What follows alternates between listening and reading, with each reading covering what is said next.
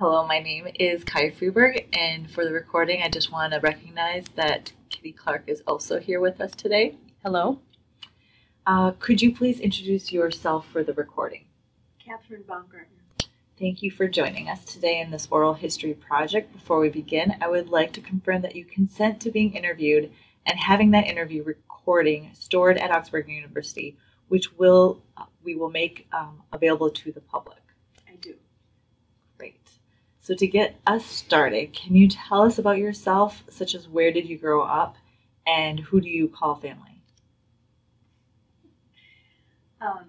Where did I grow up? Well, I grew up in Minnesota, and I grew up in a couple different towns, St. Louis Park and Minnetonka, and those are cities, so I was more of an urban person than a rural person, and I had a family of 4 parents and 4 kids in the family, and I have a twin sister, which is one unique feature for me, and that's my family of origin. Great.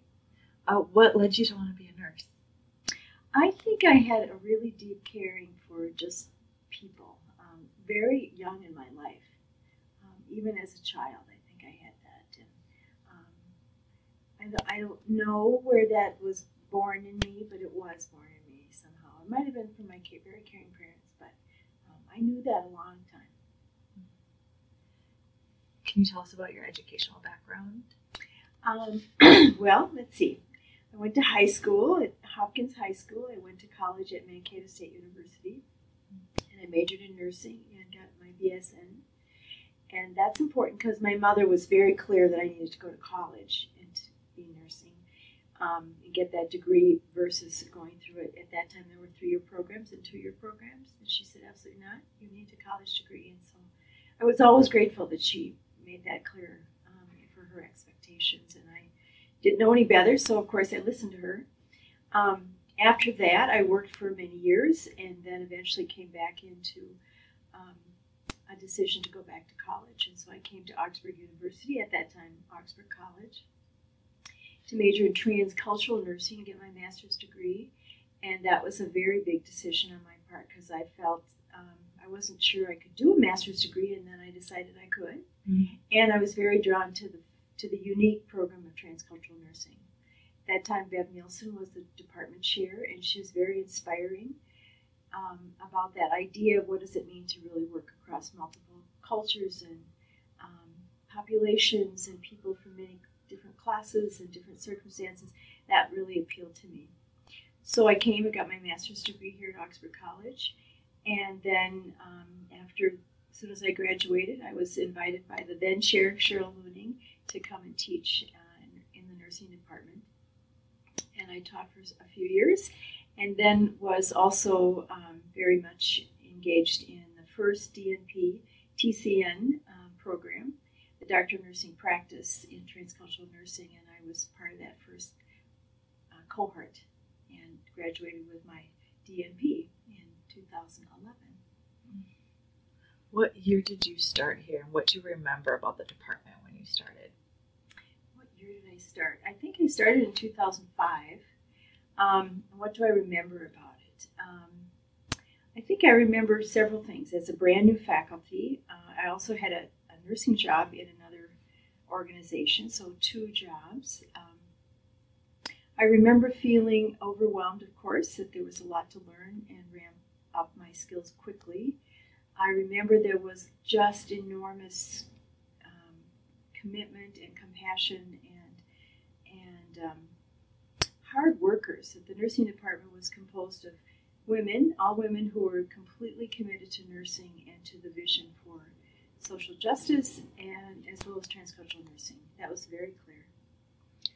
Going back to the work that you had done before as a nurse, can you tell us a little bit about your history working with hospice, for example, and the program you started there? Sure. I worked when I first graduated from college, I worked 3 years at Hennepin County Medical Center as a staff nurse, and then I went to Fairview and I worked 3 years as a nurse manager in the inpatient setting. And then I really decided I wanted to do something out in the community because it really intrigued me. Not only I was interested in how people get well, but I was also interested in the role of families and that people really need to be together and belonging in some way. And so it occurred to me that one way to learn about that is to leave the hospital and work in community. So I was invited by the then director of nursing at Fairview at that time to help develop a home care and hospice program, which another nurse and I were employed to do that development work, and we actually created the first Fairview home care and hospice program. And that was really exciting for me, and my focus was more hospice than home care. And so I spent time working on that, developing that, and when we first started, there were 2 of us, nurses, and we took care of hospice patients, and we took turns being on call 24/7, and we would rotate that, and we did that for about 2 years, and then finally we figured out, okay, we need a lot more staff because there's a lot of potential for this great program. So it started at those very grassroots level, but it was fun, and I really understood quickly that being in community where people actually live their lives and people have relationships and context where they are, it really matters how they do. Can you speak more about how was there a clear connection from your hospice work to transcultural nursing? Yes. For me, a couple things.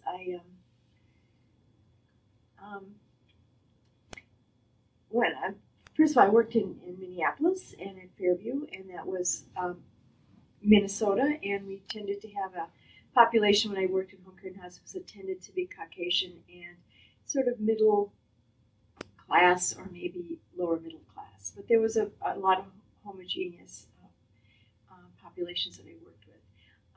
Then I moved to South Texas and in the Rio Grande Valley, which is very close to Mexico. And I began to work in home care and hospice there. And of course, it's very much bilingual, bicultural. It's very complex dynamics, very intriguing and wonderful. I met just incredible people. So the notion of having transcultural skills, even though I didn't have that word, I didn't know that word. I had never heard of Madeline Leininger at that time.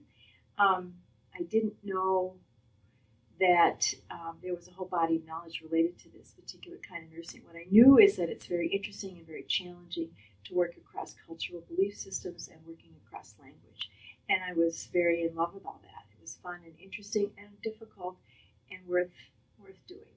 So I got very much involved in that when I lived in South Texas. So when I moved back 5 years later to Minnesota, it was kind of a natural connection to say, oh, there is a thing called transcultural nursing that I need to learn more about and be more aware of the real deep concepts and learnings around that, which was, I had not had formal education in that world. So, but I had a lot of great informal education, so that was great fun. Do you know much about how the nursing department began or how the transcultural nursing emphasis came to be? I don't know that I have a very deep understanding of that. I know Bev Nielsen, who was the director of the chair of the Department of Nursing, had a vision for that. I don't know when in time that came forward. I don't know that history. When I came to work on my master's degree, that was well established. And it was very innovative in my mind. But I don't know how that was born into. I do know Augsburg College has a long history of committing to immigrants and to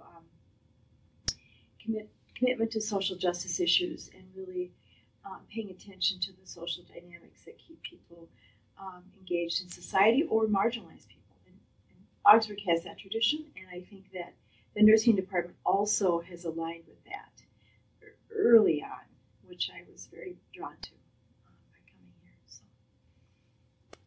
You alluded to this earlier, but how did such a small group of women not only run the department, but create many different programs and tracks? How did you manage all of this?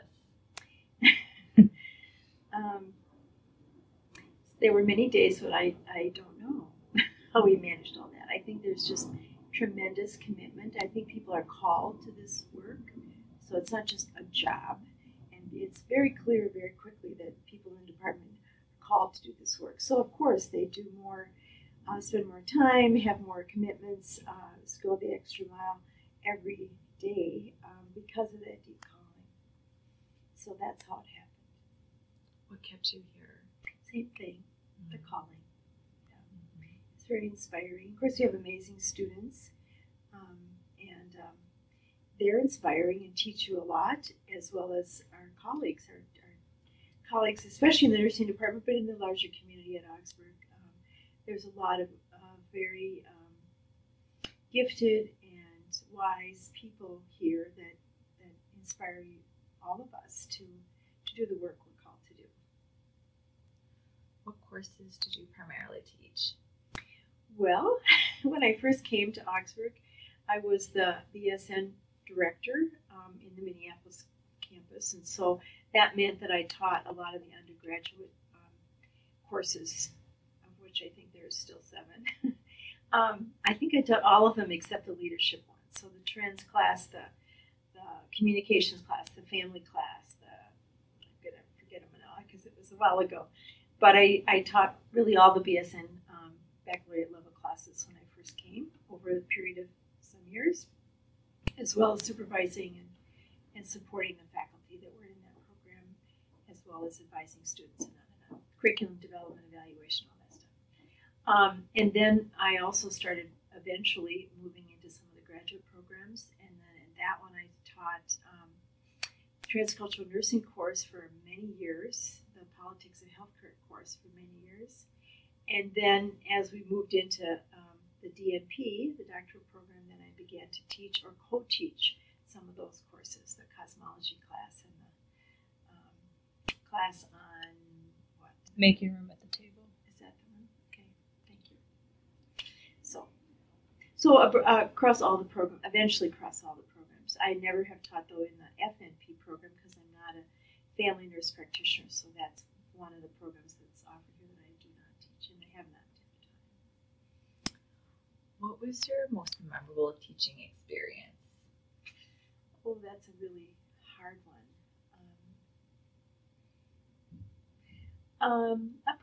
I would say most of them are related to some of the immersions. Yeah. One of my favorite parts of Augsburg and Augsburg Nursing Department is that there is this capacity to take students out of the classroom into incredible environments. And so whether they're being national or local or international, those are the teaching experiences that are the most profound for me. So for example, I have taken students to Oaxaca, Mexico for many years for a Day of the Dead experience in terms of understanding the respect and the relationship of death and dying in any family, in all families. And watching and being a part of that living experience for students is very profound for me, really wonderful. And that particular practice was expanded into learning more about healing practices, which has also been very, very profound for me to be a part of learning about that and engaging students, and then watching students be engaged in how they are integrating those ideas and really getting very inspired by that for their own practice. Can you give a little insight into Guatemala as well, as you led that for many years as well? Just kind of hearing anything you want to remember from that or how it was shaped. Or... I think the immersion experiences we had in Guatemala had a different focus than Oaxaca, Mexico. The focus in Guatemala was much more about social justice issues and really understanding how persons who have had long histories of severe oppression and even genocide, the Mayan people of Guatemala, have survived and have been able to continue to uphold their cultural values and their cultural ways, and continue to be a very vital cultural force in the world, but certainly in Guatemala. So that one is a more politically loaded, and it has much more stress and emphasis on social justice and how are systems oppressive and how do you change systems and how are there how our voice is heard, and how do people organize, community organizing skills. There's a whole set of contexts within that particular place in the world that lends itself very well to talk about these very hard issues, which do connect for nursing, because nursing needs to be a part of the social justice systems wherever you're working. Thank you. When did your work at the Health Commons begin? What did it look like at that time, and who else was there? I don't know that I can give you a date. I feel like I've done it a long time, but I don't know when in time it started.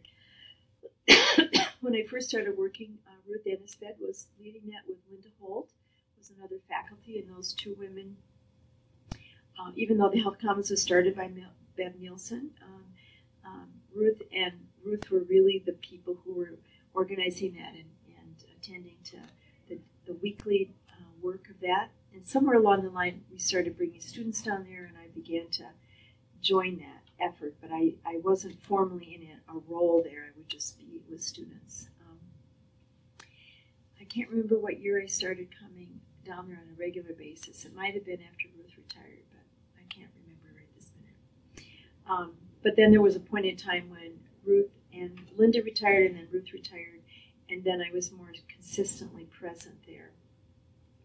And certainly worked for many years with Katie, and we would alternate different days of the week when we would be present. But and certainly the nursing presence there, along with our wonderful colleagues who were part of the church there, as well as people who just took leadership roles in the Health Commons as they showed up, which was quite extraordinary.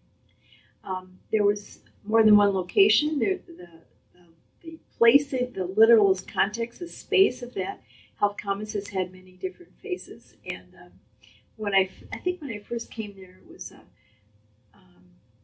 I don't know, it's about 3 steps up from a closet. It's just not exactly a wonderful space, but it was a space that was what was given and provided, and people came and went.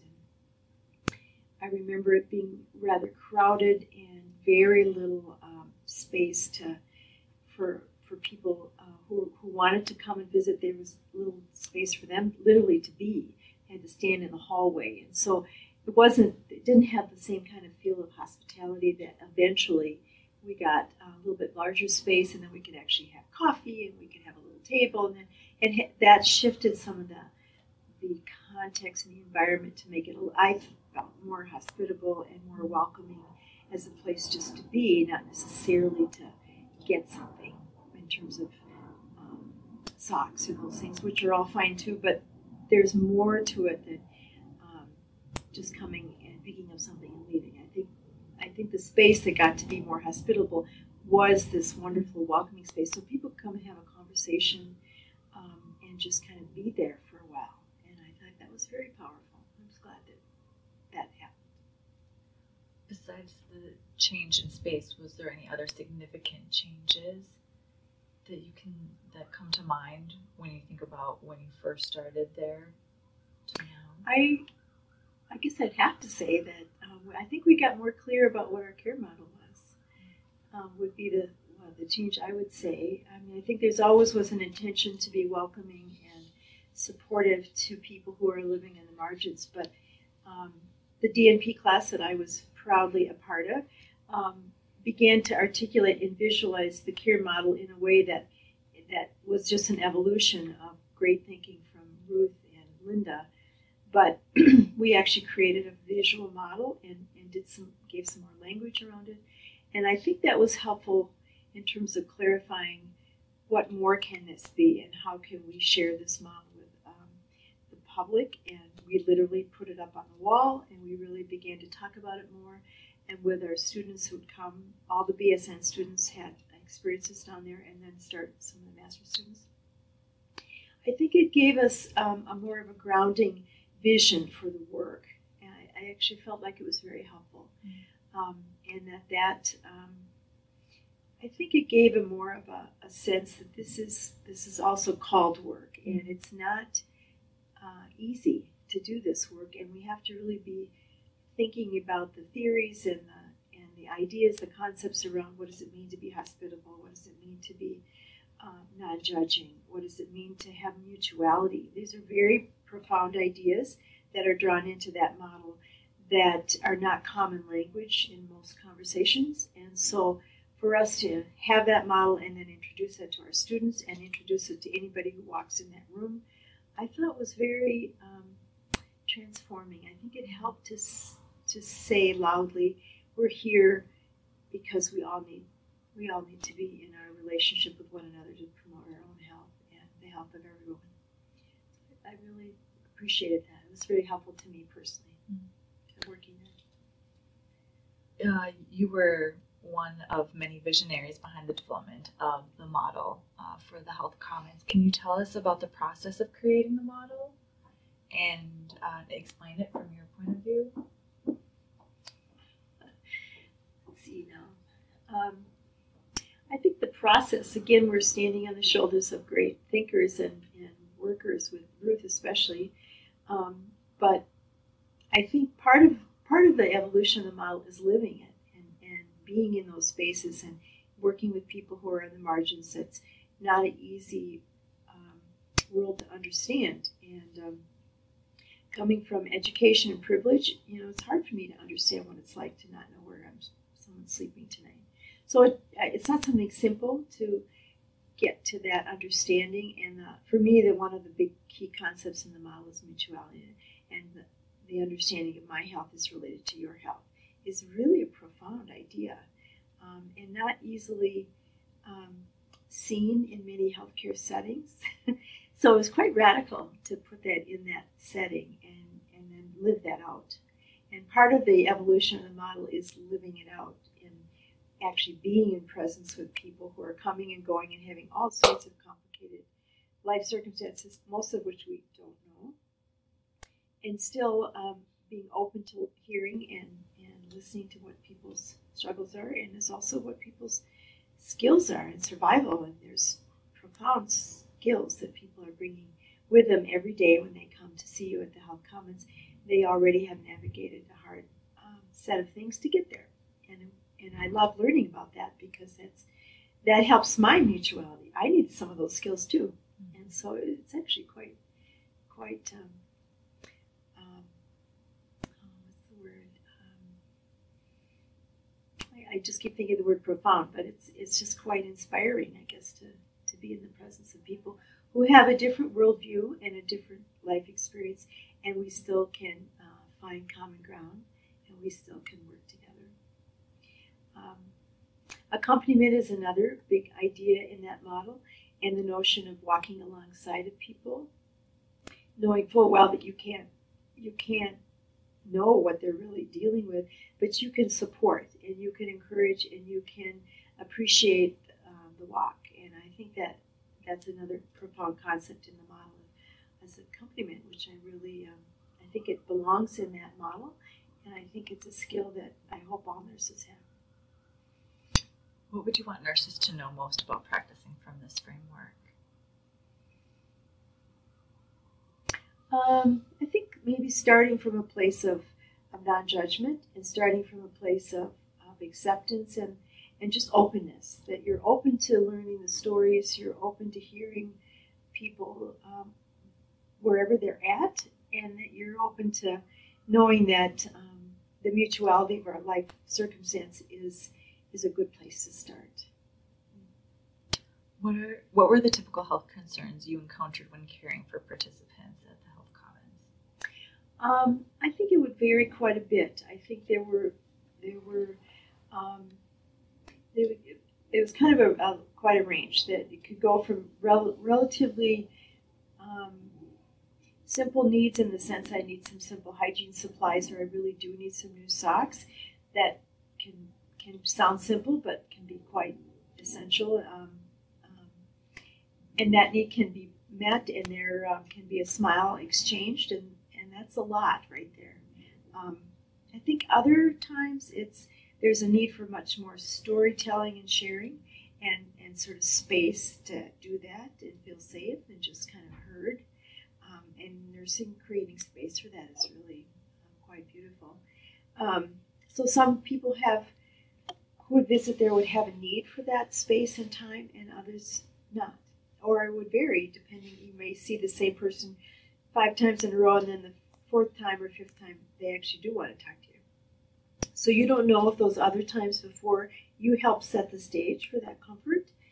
You don't know that, but you might have done that. And so then a different level of encounter might take place.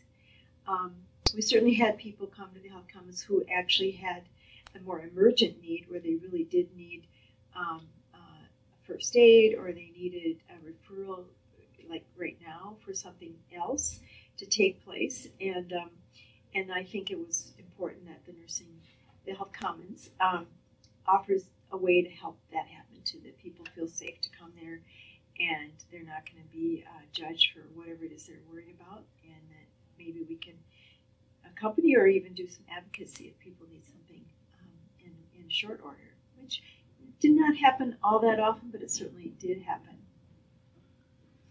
I think the one example, the one story I give you, is a woman who came in and told me she'd been raped. And I hadn't had that experience with helping someone in that circumstance. And that day, I accompanied her to Hennepin County ER and sat with her through that whole experience of the sexual assault. And I was grateful that she came to that place, because she was alone in the world. And so I thought, yeah, I'm really glad you came here. What were some of the strengths you saw in the people who visit the Health Commons? Oh gosh, the list is super long. Wow, I would say sort of the strength to keep going, to be really able to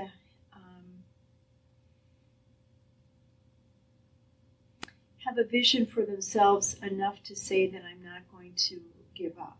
I'm going to keep going. I'm going to seek out some help, some resources. I'm going to have a plan for myself. I'm going to reach out to somebody. That's a huge strength right there. I'm going to ask for help. I'm going to tell my story. I'm going to risk telling my story. That's a strength, I think. I also saw a tremendous community where people would be very encouraging to one another and giving each other support, giving me support. Those are strengths of how people can, in spite of long lists of challenges as well as lots of things probably unknown, people still had energy and capacity to care about somebody else and offer support or encouragement, or a lot of times people give each other good advice. Oh, I know exactly where you can find this or that or whatever, and people help each other. Right? That's a huge strength. Networking, problem solving together. There's a lot of that. And I think also some skills that just problem solving, taking really hard situations and figuring out what to do about it. And I have to admire anybody who could figure out some of these issues that I would hear about. I wouldn't have the slightest idea how to figure that out. And people have a lot of ability and a lot of wisdom, metis, we call it, in nursing, where you learn from your experience and then you apply it again and you expand it and you keep deepening it. There's a lot of metis at the Health Commons. What were some of the challenges you have heard most regarding people's ability to access health care? Oh, there's just a lot of, I think one of the biggest ones is the fear of being judged and of being trivialized, minimized, ignored, disrespected. Those are huge. When people don't feel safe coming or saying something, or it's more than the money. That's the obvious one. But I think even more than that, it's feeling disrespected and somehow made fun of, or somehow ignored, or somehow made to feel as if their concerns or their issues or even their personhood is somehow not okay. Somehow it's not good enough, or somehow it's just not worthy of whoever they're talking to. It's not worthy of their time. So it's a very dehumanizing, can be very dehumanizing experience, and that's what I've heard, is that people don't choose some of those healthcare resources because they've had those really difficult experiences, and they're not going to put themselves in that again. What should nurses know when taking care of people who may be experiencing homelessness or who are marginally housed? Well, probably that, most people are 2 paychecks away from the same thing. So it's not like it's them and me or them and us. Actually, anybody can be homeless for couch hopping or whatever the terms are. But I think knowing that this is a human condition and there's lots and lots of circumstances that put people in this kind of vulnerable place. And I think understanding that you can't know, and if you're lucky, someone will tell you more of their story, and trying as best you can to suspend judgment about that is the first start. That this is a human time and a human condition, and it deserves your respect. Is there something we could improve upon at the Health Commons? Well, I'm not sure exactly how the remodeling's going, but I do think the space could be better. Just in terms of expanding its sense of hospitality, not so much for the nursing people who are there, but more for the people who come together as they need to meet each other and support each other. I think there's a lot of potential for that.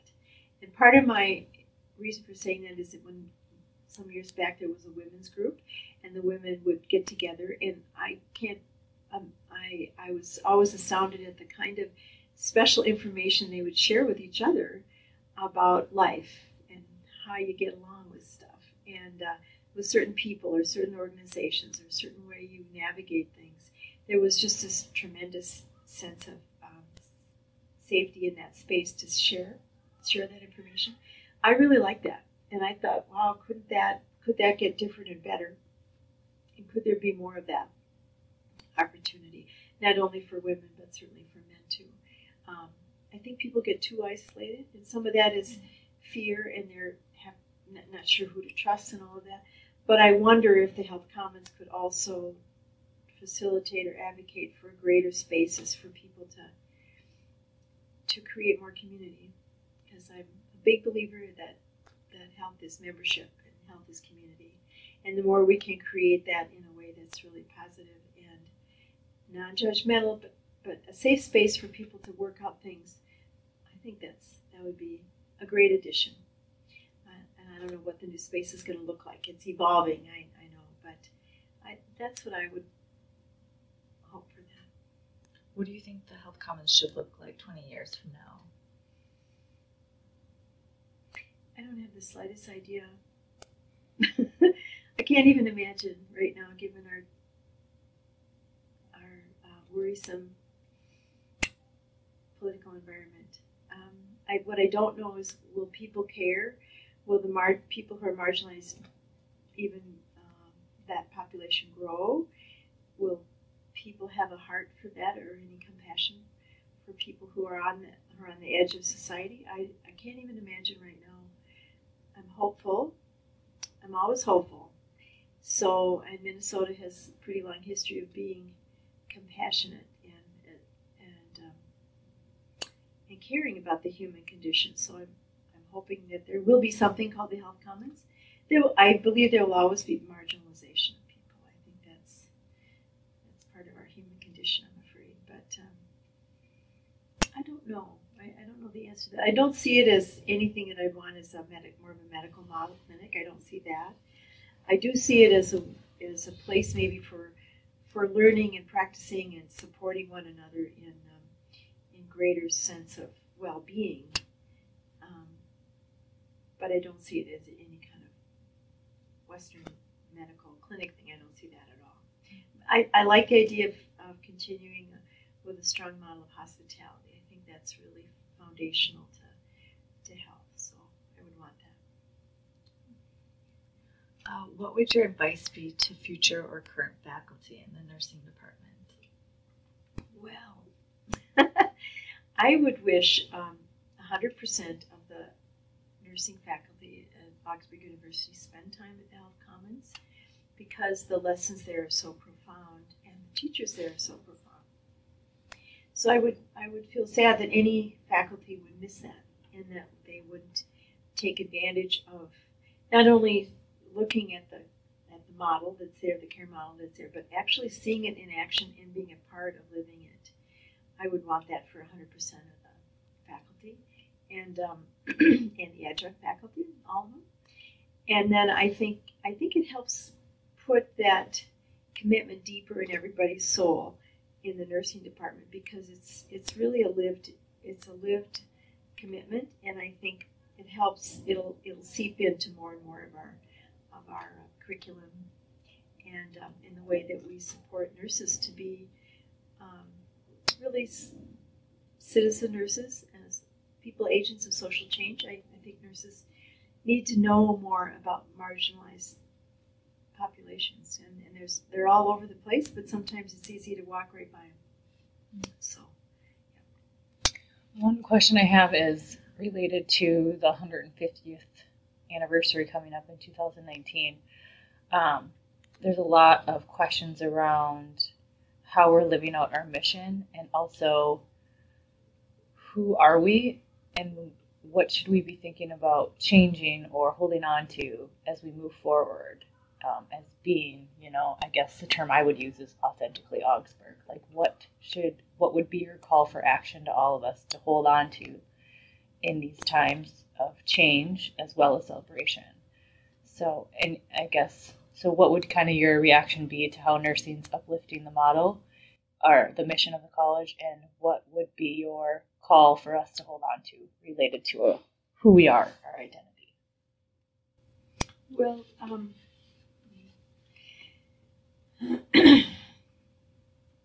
well, I'm very proud that Augsburg has always had a deep commitment to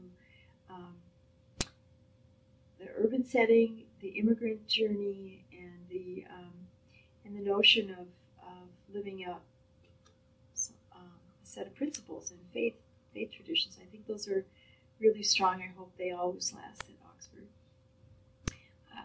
Augsburg also very committed to social justice. But what does that mean? And so how does that get lived out in our curriculum and in our social action initiatives in the campus as well as in individual departments?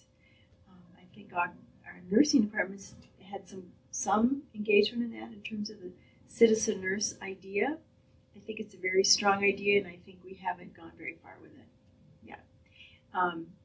But I think it could be a very strong role model for the rest of the college to say, what does it mean to be a citizen teacher, and what does it mean to be a citizen historian, and really understand that not only do we have the privilege of lots of education, which gives you different opportunities in the world, but it also we really have tremendous obligations to really support a just world. And so what does that mean? And so what does it mean for a nurse? What does it mean for anybody who's going to this school?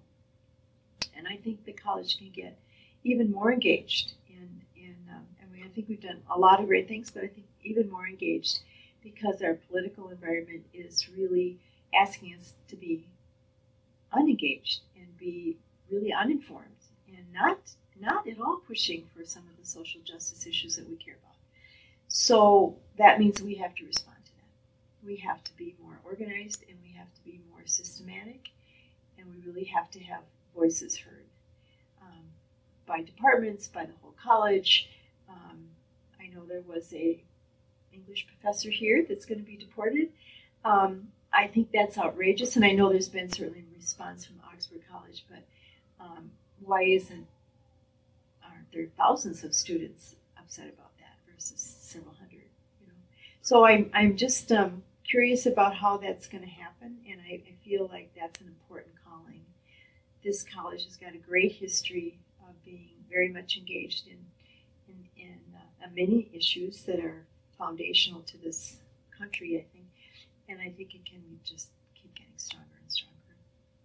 But we have to apply these smart ideas we have. We have good community organizing skills. We have the Center for Democracy and and change. And so what does that mean for a department? And how do we really engage those ideas in a way that's absolutely visible in our communities and visible in the whole state?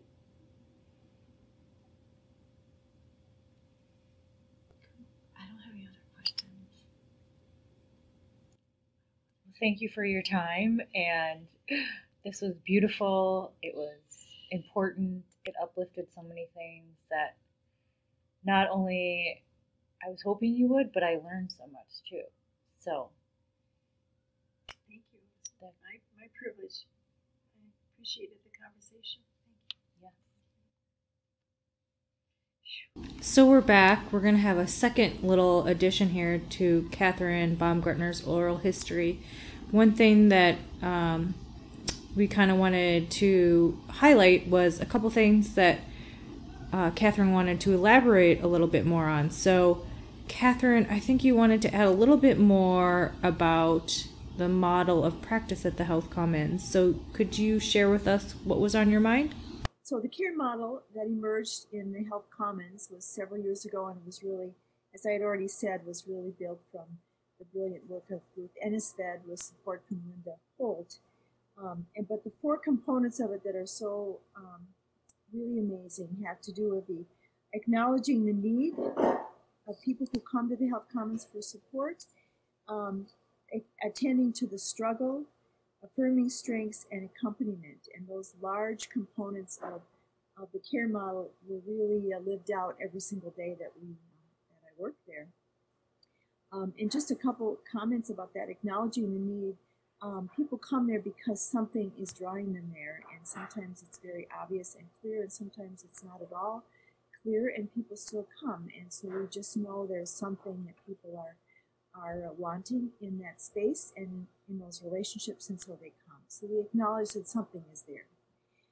Attending to the struggle, everyone who comes in that circumstance is dealing with a wide variety of challenges, most of which we don't know. But at least they come, and many times people begin to be open to share something of what the journey is that they're on. And then affirming strengths, there's just tremendous strengths that people bring, and sometimes they're not as aware of those on themselves, or they haven't been very acknowledged in other settings. And so we have a great opportunity in that setting of the Health Commons to affirm that people carry tremendous strength with them and ability to navigate. And we really are very aware of that and give people a lot of affirmation for that. And then the third one is the accompaniment. Sometimes people do need to be have someone walk with them as they're making decisions or choices or the next step in whatever it is that they are needing to do. And having someone affirm that and even just talk it through with them is an enormous support. That's so great. Let me just highlight a few of those things from the Health Commons. Yeah, and one question I have is sometimes students have a hard time knowing what this looks like when we're in relationship. So could you give an example of any of the stages, a story that would uplift any of it? I think, let me just think a second. There was a gentleman that came one time who had just that day been released from the hospital for an inpatient psychiatric care time and care, and he was very, he was upset. He was upset that his life has really gotten complicated and messy and hard to manage, and so there was just kind of attending to the fact that he had a lot of anxiety and stress. It was kind of uncertain where that day was going to take him and what was happening, and I, of course, did not know that either, but I created just space to talk about that. And he talked a lot, and my job was to just be present and not judging and not knowing, not giving certainly any advice, but just kind of giving him space. So that was acknowledging a need, and then attending to the struggle as he's trying to figure out, well, what was he going to do that day, and then the next day, and the next day. Yeah. As time passed and he talked more and more, I began to learn more about his life and heard that he actually has a daughter. So he gets out his pictures of his daughter, how much he loves her, and so that was a great opportunity for me to attend to his ability and his strength to love someone. And so we talked a lot about that. And that meant a lot to him and me, share that story. And we did that. We talked a lot about her. And when he left, he said, you know, I just felt like I've been talking to my aunt, you know, and someone really personal. And he said, you know, I'm really proud of my daughter, and I'm proud of me. So that's how we ended that time together. And I had no idea where any of that was going to go. But I do know that when he left, he felt stronger. And I could tell by the way he hugged me, and I could tell by the way he walked out of the room. So that was one example. And it worked. It was really quite beautiful. That is beautiful. So can you then elaborate a little bit more on the care we provide that you alluded to? The next thing I'd like to talk about is some of the care that we provide at the Health Commons, which I want to just add one really super important one is foot care. And because a lot of the people who come there are on their feet literally many hours of a day and have little or no opportunity sometimes to change their shoes or wash their socks. And so we're very aware that caring for feet is a very powerful way to connect with the individuals and support their struggle, as well as just provide some literal human connection. So we literally take off shoes and socks and wash people's feet and attend to sores or nail care as a very literal way of touching and connecting with another human being in a way that offers support and human kindness and human connection. And I think it has its own grace in that. And then, of course, there's also the meaningful work of caring for feet, because feet carry people into the world, and it's very important that that care happens as frequently as possible, so people can feel that at least that part of their body is well attended to, and they can feel some confidence that those feet are going to take them into the next part of their journey, whatever that is. So we do that every time. Every time I've worked there, I've done foot care, and then of course the space of doing foot care creates a lot of opportunity for people to say more about what's happening for them and what their day was like or going to be or things they're worried about. And so it becomes a really very personal, kind of intimate way of connecting with someone. And I think there's a lot of important conversations that happen. The other thing that's kind of unique about foot care is in the circumstance that we had it in at the Health Commons, there were like a circle of chairs, and so there would be many people getting foot care at the same time. And again, there's this community that emerges where people hear one another's situations and stories, and they offer each other an idea or a support or a joke or something that kind of helps everyone feel more connected to one another. And that was really very powerful. Could you then tell me about some of the things you wanted to add about some of the early years and courses that you taught at Augsburg University? Early years, I worked as the director of the BSN program in Minneapolis, and one of the things I want to just add about that is that I think it was very much of a growth time for the nursing department, Augsburg as well, and there were not enough faculty, and so we all had to learn how to help each other do many things. And there was a very deep vocational calling for all of us to be there. But also, I think there was a very strong culture in that department where there was a deep sense of learning. And we were all learning and supporting each other in our learning. And in a very non-judgmental culture, which I was really grateful for. People were given space to try new things, and some stuff worked in the classroom and some didn't, and so we were constantly talking to each other and learning and trying new ideas. And that very positive learning environment was very wonderful to work in, and very strong for me as a brand new teacher to feel like I could do this and I can learn this and I will get support and I will have resources to help me be the best teacher I could be. And so I'm very grateful for that. It was early in my years there, and I think it's still very much sustained in that department. Mm-hmm. And then the last thing I want to just add, there was a question about what courses I've taught over these 12 years that I was at Augsburg, and I had quite a range of classes where I had the opportunity to teach. Because I was the BSN director, I really taught 6 of the BSN courses: the Trans and Issues class, the Communication class, the Family Nursing class, the Nursing Theory class, and the Community Health classes. And that was all at the BSN level. And that was a lot of courses to learn and help create and teach. Very, very fun to do that. And I learned a lot working in those different courses, as well as a lot from the students and then the particular resources that we would engage in those classes as well. Then I went on and taught in the master's program in the Transcultural Nursing course, as well as the Politics of Healthcare course. Those were very delightful courses. I taught those for many, many years. And then as we ended up adding a DNP, a Doctor of Nursing Practice program, I think it was in 2008 that came in.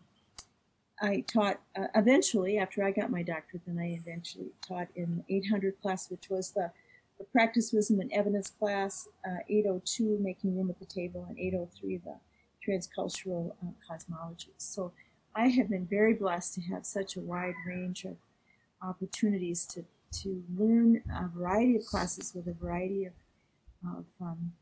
resources and texts we use, and so my life has been deeply enriched by having the opportunity to teach those courses.